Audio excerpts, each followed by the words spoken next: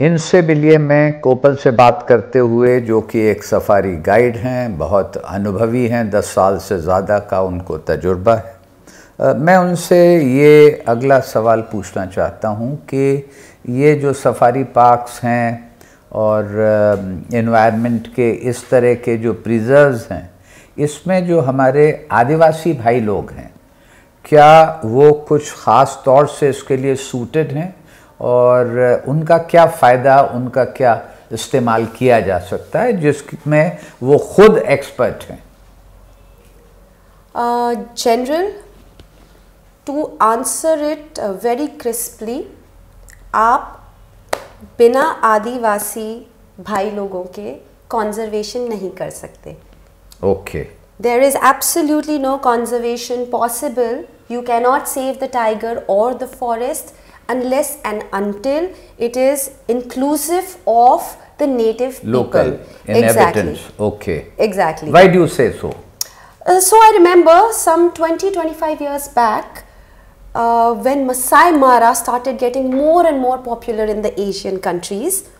I still remember जितनी लोग बातें करते थे वहाँ के बिग मेन्ड लायंस के, डार्क मेन्ड लायंस के, बड़ी बड़ी प्राइड्स के, उतनी ही बातें होती थी कि कैसे वहाँ के लोगों की गर्दन लंबी होती थी, कैसे उनके कद बहुत ऊंचे थे, how they would jump, how they would drink the blood of the cow, how they would rear their pigs. You know, this was something they were doing 2 decades ago. Okay. I'm not saying we should blindly ape, although we do that when it comes to fashion and cosmetics and food, we completely do that. But I think, and I wouldn't even say we went wrong by you know, moving the tribes out of the forest. I'm just saying it has been trial and error. In 1972, when we came up with the Conservation Act, it was very much trial and error.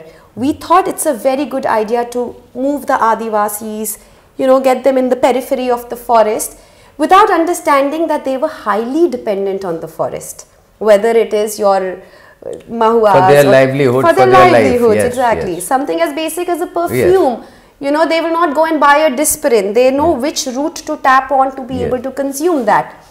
Now the good thing is, and I think this is a change I have seen in the past, I would say 10 odd years, there is an NGO by the name Last Wilderness Foundation. I think they're doing a phenomenal job at now making the tribes a lot more inclusive. And I think that's the only way to go about it. And it is helping the cause of conservation.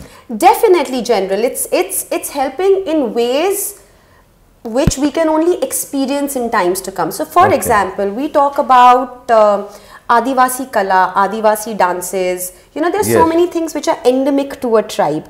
To be specific, you have the Baigas and the Gonds. Gonds are known for their paintings. Baigas are known for their performing art and also worshipping the nature. Now, as lodges that are operating around the tiger reserves, it's almost become a norm to introduce your guest to the local culture. It's just become a style quotient, which I'm so thankful about, because very unknowingly this is helping in conservation. Excuse me.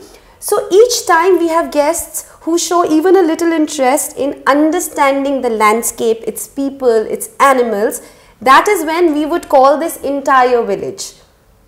Vikram Baiga, the head of the tribe, he comes with about 40 of his people, and it's phenomenal, the kind of percussion instruments they have, the way they wear their jewelry, so that, you know, the dancing is making music in its own self. The atmosphere is very godlike, and this is something only an Adivasi can generate in you. So these are ways in which I think both are giving and receiving from each other. Right. Thanks.